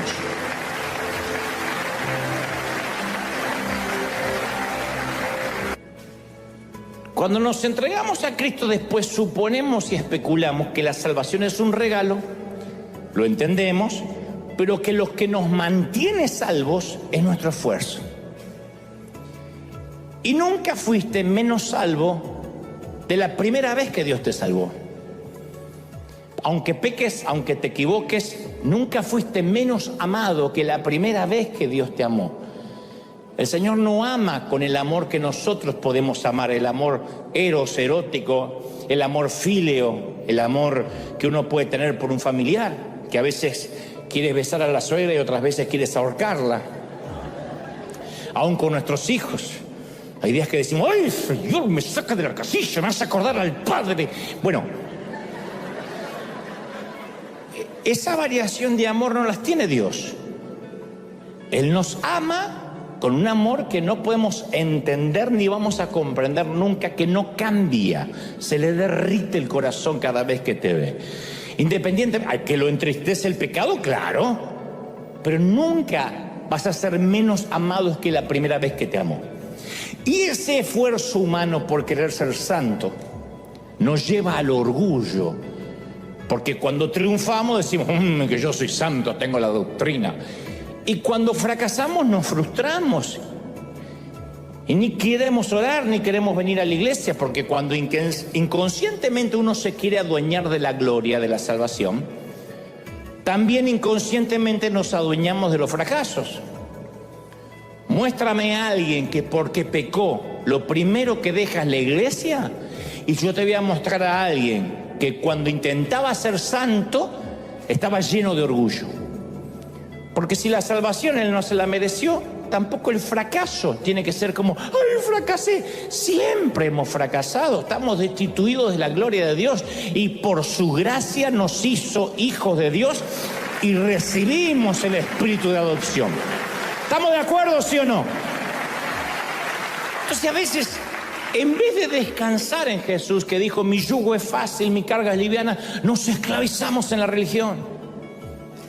Yo siempre me pregunto, ¿por qué somos tan atraídos por el legalismo? Por esa búsqueda de moralidad propia. ¿Por qué nos atrae tanto? Y a mi criterio creo que es porque asumimos de manera arrogante que nosotros tenemos la capacidad de ser santos por nosotros mismos. ¿Dios quiere que seamos santos? Claro que sí. No estoy diciendo que no. Pero nosotros no podemos ser santos por nuestro esfuerzo. El Señor dijo en el Sermón del Monte, ustedes dicen que el que se acuesta con otra mujer metió la pata. Yo digo que el que mira a una mujer para codiciarla ya pecó con ella en su corazón. Ahí dijeron todos los varones, ¿qué pasó?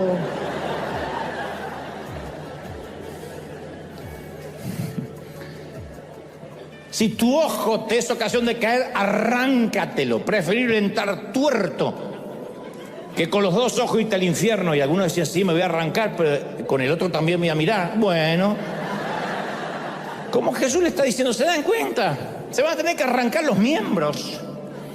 Y aún así van a seguir siendo pecadores, porque la naturaleza, lo que el Señor hizo en el Sermón del Monte es decir, yo no he venido a abolir la ley, yo he venido a complicarla más.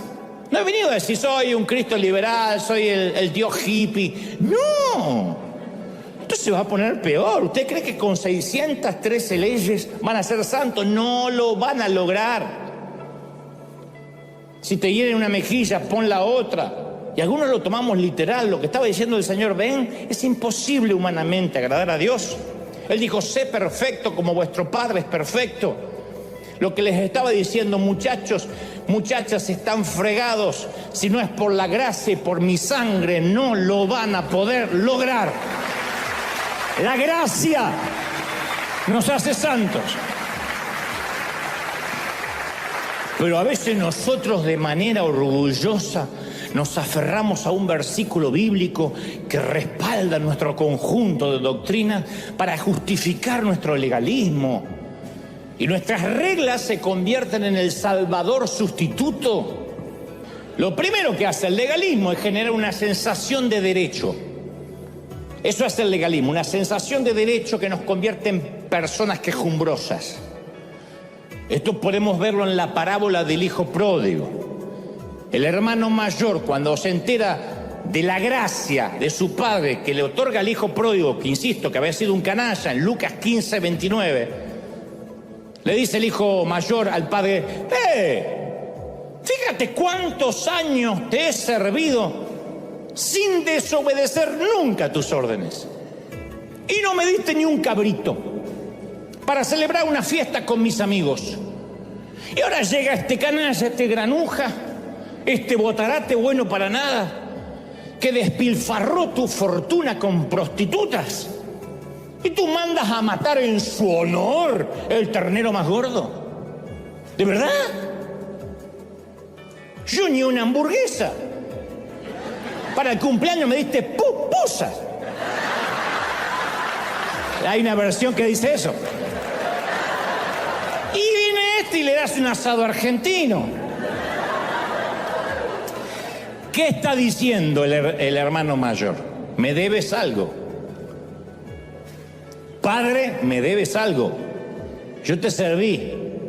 Siempre te obedecí. ¿No crees que me debes algo? Exactamente eso a veces le decimos a Dios. Me lo debes. Yo te he servido. Yo seguí virgen al matrimonio. Yo obedecí a mi esposo a pesar de que mi esposo me maltrataba. Yo me aguanté a mi mujer a pesar de que mi mujer me engañaba. Y tú me debes algo, Señor. Tú has visto que nunca falté a la iglesia. Somos el hermano mayor. Esto es lo que hace el legalismo a nuestra relación con nuestro Padre Celestial. Vamos a reclamar. Y siempre en el inconsciente creemos que si hacemos mucho para Él, Dios está obligado a hacer cosas para nosotros. Hasta así oramos: Señor, siempre te he servido. ¿Qué tiene que ver el servicio? Lo que hacemos por gratitud no tiene nada que ver con que Dios nos deba algo. De allí que muchos timadores, canallas, predican que si pactamos, que si reclamamos, que si decretamos, o lo que es peor, traemos una ofrenda al altar, Dios nos debe un milagro. ¿Estamos locos?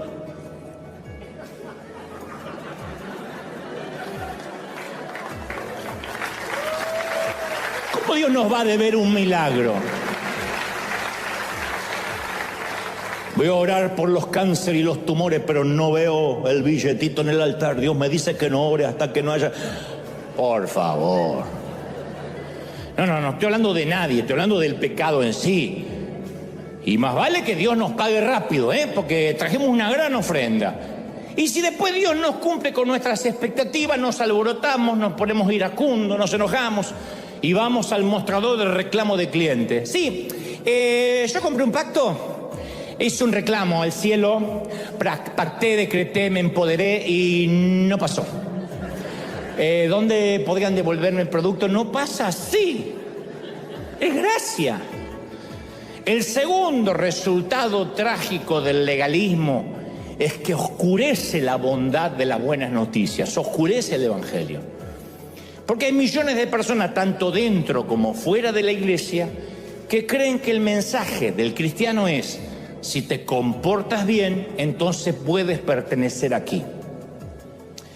Y ese es el motivo por el cual la mayoría de las personas rechazan el cristianismo. Porque este suele ser más o menos el procedimiento para entrar a la iglesia. Decimos: ven así como eres, tal como eres, corre al altar. Pero después decimos algo como: bueno, a partir de ahora acata las órdenes que te imponemos. Número 1. Número 2, haz todo el esfuerzo por cumplir esas órdenes. Número 3, cuando no cumplas esas reglas, te vamos a disciplinar. Te va a llamar un líder y te va a decir: ¿por qué no te estás congregando? ¿Por qué no estás diezmando? Número 4, si guardas estas reglas, puedes volverte orgulloso como nosotros. Número 5, podrás autonombrarte juez de todos los demás. Número 6, podrás tomar algunas horas del día para merodear las redes como policía de la santidad ajena y criticar sin piedad. Número 7, mira todos los beneficios que hay por ser evangélico. Podrás enojarte con las personas que infringen las reglas, y si tienen otras reglas, puedes mandarlos al infierno tranquilamente. Te vamos a nombrar embajador del infierno para que puedas mandar gente ahí. Entonces las personas de afuera detectan ese comportamiento rápido, con pretensiones de superioridad moral, y dicen: no, esta gente vive juzgando. Ve que juzgamos tantas personas, y cuando ven lo orgullosos y jueces que podemos llegar a ser, no quieren ser parte de eso. La gente está cansada, ya se los juzga demasiado afuera, se los etiqueta y se los discrimina bastante afuera para ir a un club privado donde también se lo va a etiquetar. La gente que he conocido que está cerrada al Evangelio alega que se debe a nuestra arrogancia moral. Que si viene con la falda corta ya se la queremos alargar, que si viene el muchacho y confiesa que es homosexual, ya queremos reprenderle ese espíritu y que rápido se case con una mujer. Y si viene fumando y con olor a cigarrillo, le decimos, mire, que adentro no puede venir ni con olor. Eso es lo que hace que mucha gente dice, no quiero. El mensaje de que Dios odia el legalismo resuena en toda la Biblia y es un tema importante para el apóstol Pablo. En la carta a los Gálatas, y te cuento, el legalismo insiste en que nuestra relación con Dios se basa en nuestra capacidad de ser buena gente. Y este enfoque siempre se contradice con el Evangelio y Pablo lo derriba en todas las cartas que escribe. Pero en Gálatas 3:2 dice, solo quiero que me respondan a esto, dice Pablo. Es una pregunta retórica, ¿no? Respóndeme. ¿Recibieron el Espíritu por las obras que demanda la ley o por la fe con la cual aceptaron el mensaje? ¿Cómo puede ser que a veces ustedes creen que el Espíritu Santo vino porque eran buenos? Pablo identifica las obras de la ley con la inutilidad de la carne y dice en un momento, tan torpes son. Otra traducción dice, ¿tan necios sois? Después de haber comenzado en el Espíritu, ¿pretenden ahora perfeccionarse con esfuerzos humanos? Y yo le agrego, ¿de verdad? Comenzaron en el Espíritu. Señor, gracias por perdonarme. Un día lo dijiste. Y después quieres pagar las cuotas con esfuerzos humanos. Eso lo dice Pablo. Después de haber confiado en la obra de Cristo para ser salvo, ¿confías en tus obras para mantenerte en el camino? ¿Quién dijo? Entonces Pablo nos ayuda a volver a la verdad. La vida cristiana comienza con la obra del Espíritu. ¿Alguien dice amén? Continúa con la obra del Espíritu. ¿Alguien dice amén? Finaliza con la obra del Espíritu. ¿Alguien diga amén? ¡Aleluya! Comienza, se mantiene y finaliza. Y Pablo sigue taladrando con sus preguntas. Y dice, al darle Dios su Espíritu y hacer milagros entre ustedes, ¿lo hace por las obras de ustedes o por la fe con la cual aceptaron el mensaje? Y continúa, Cristo nos libertó para que vivamos en libertad. Y esta libertad no es libertad para bailar, para danzar, para poner panderetas en la iglesia, para que las hermanitas dancen. La libertad incluye, cada vez tengo menos amigos, ayúdenme. La libertad incluye que dejemos la carga de tratar de convertirnos por nosotros mismos en mejores personas. Por eso Pablo ordena con autoridad apostólica, dice, manténganse firmes y no se sometan nuevamente al yugo de la esclavitud. ¿Qué es el yugo de la esclavitud? Ay, tengo que ser santo. Ay, pequé otra vez, pastor. 3 Ave María, 4 Padre Nuestro, Sánchez Perezo Sánchez.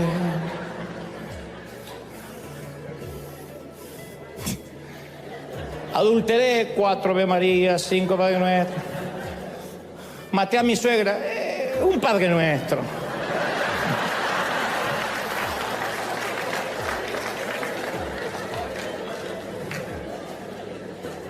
Y Pablo escribe lo que probablemente sean las líneas más implacables de su carta en Gálatas 5:4. Pronuncia esta frase: aquellos que entre ustedes tratan de ser justificados por las obras han roto con Cristo, han caído de la gracia. Fíjate cómo hemos desvirtuado la frase, cayó de la gracia, se divorció. Cayó de la gracia, tuvo sexo con la novia.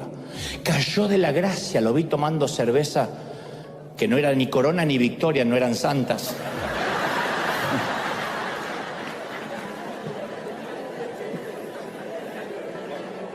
Pablo dice, aquel que quiera ser salvo por obras cayó de la gracia.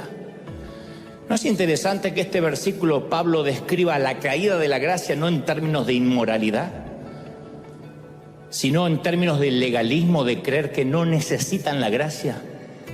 ¿Quieres saber lo que es caer de la gracia? Es no necesitar de la gracia. Has roto con Cristo. Uy, cómo duele. Roto con Cristo. Somos salvos por la gracia, somos santificados por la gracia y somos glorificados por la gracia. Todos creemos que la parábola del hijo pródigo está dirigida a unos pocos que se apartan de la fe. Voy a predicar del hijo pródigo por los que se apartaron, pero está dirigida esta parábola a los millones de hermanos mayores que pululan nuestras congregaciones. Y mientras más reflexiono en el hijo mayor que llevo dentro, más me doy cuenta lo duro que es volver al padre desde ahí, desde sentirse con derecho. Porque volver a casa, después de una escapada llena de lujuria, a veces es más fácil que volver a casa después de sentir que me forcé todo el día por ser el hijo modelo. Porque el muchacho que está en la porqueriza no le queda otra, o vuelve a casa o se muere ahí.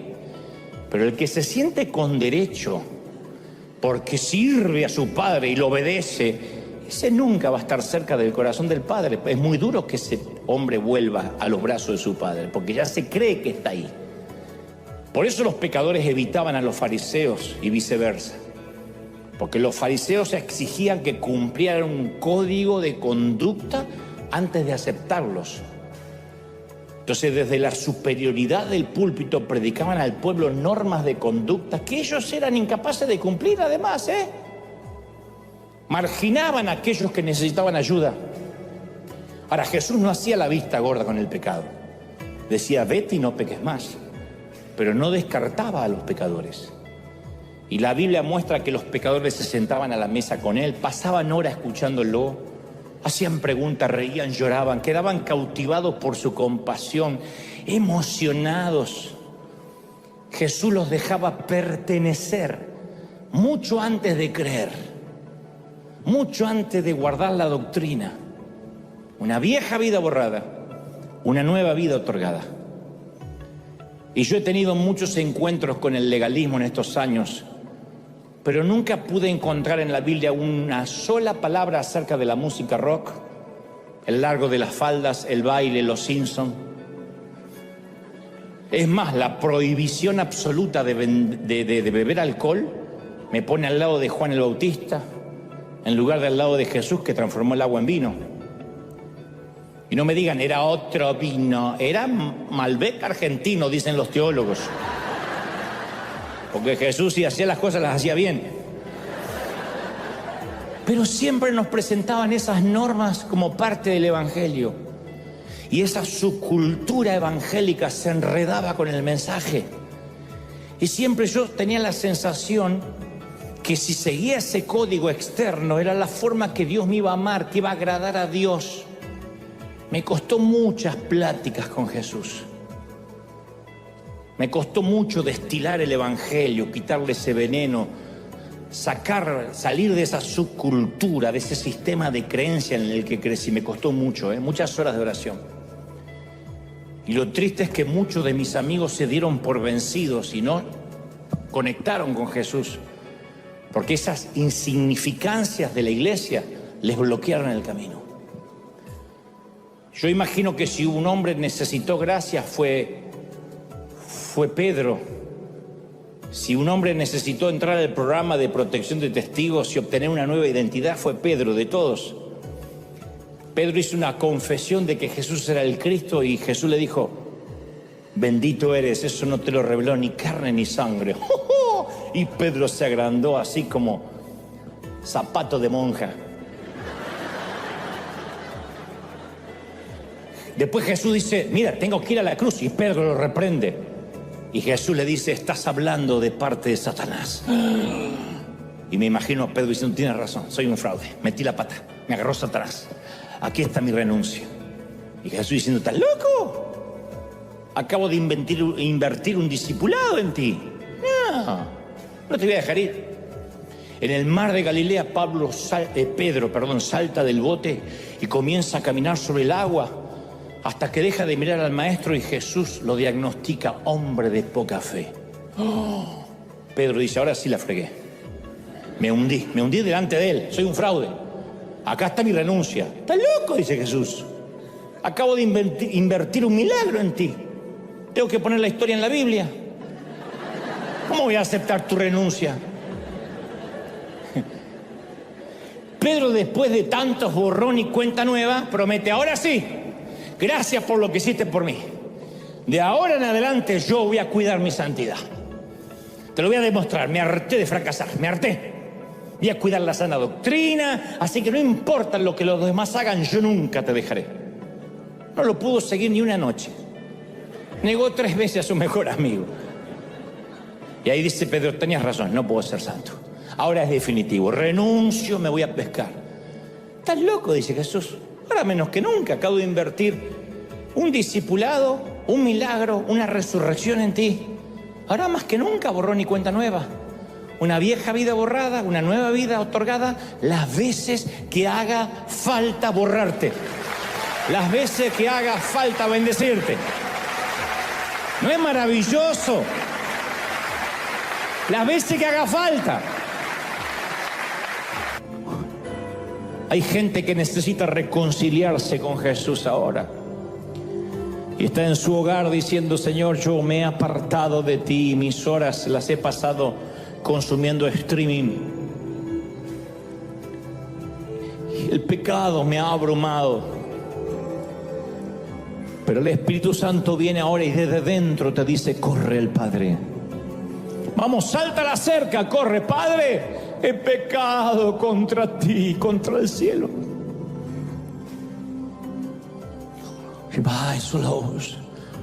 Dile, yo me rindo a ti, Señor, me rindo. ¿Sabe lo que es la rendición? Cuando alguien te apunta con un arma y te dice, levanta las manos, arrodíllate, las manos sobre la nuca, completamente indefenso, eso es rendición. Ríndete. Tú no presentas ni tu doctrina, ni tu santidad, ni traes tus derechos. Tú dices, Señor, me rindo a ti.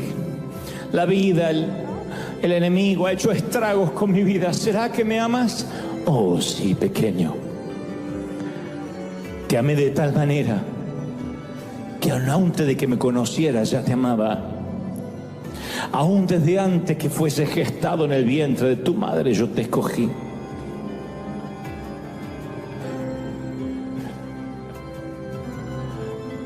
He sido un sabueso, te he perseguido. He estado allí en tus momentos de lujuria y de pecado y de dolor. En los momentos de droga y de alcohol. Mi corazón se hacía trizas. Pero ¿sabes? Dice el Señor, nadie arrebata de mi mano a mis hijos. Nadie. ¿Has escuchado a alguna madre decir, soy una leona con mis hijos? ¡Ja! Tú no conoces al verdadero león.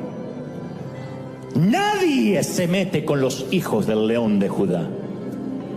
No toques uno de esos cachorros, porque el león mirará directo a la droga, al alcohol, a la lujuria, a la pornografía, al espíritu de destrucción de familias y le dirá, te metiste con el cachorro equivocado. Te metiste con el hijo, la hija del león. ¡Oh, dulce espíritu! ¡Santo! Levanta las manos todos. Corriente del espíritu, sopla. Más.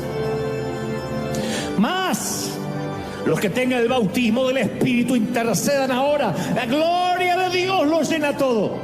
Momento a momento. Más. ¡Uy! Hay gente encendida en fuego. Impresionante. Dulce Espíritu de Dios Santo. ¡Wow! Más. Vamos, intercesores, intercedan conmigo. Habla nuevas lenguas. Levanta manos al cielo. Impresionante. Más. Rebando.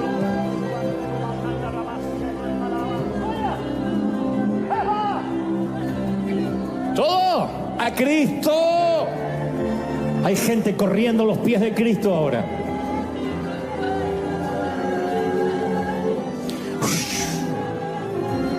¡Vamos!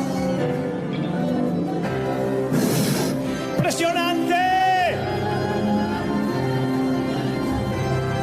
¡Impresionante! ¡Huya! ¡Se va!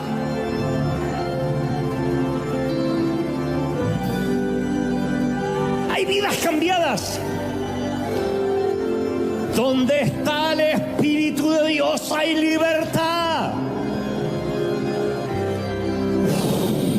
Impresionante. Más.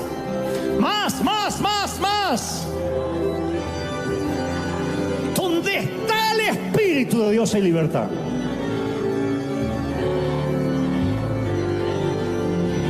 Ando repandeo alzo.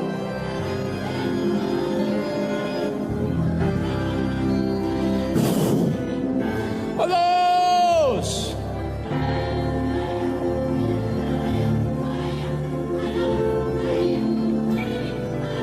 Padre, he transmitido lo que creo me has dicho que diga a este tu ejército, a estos tus hijos.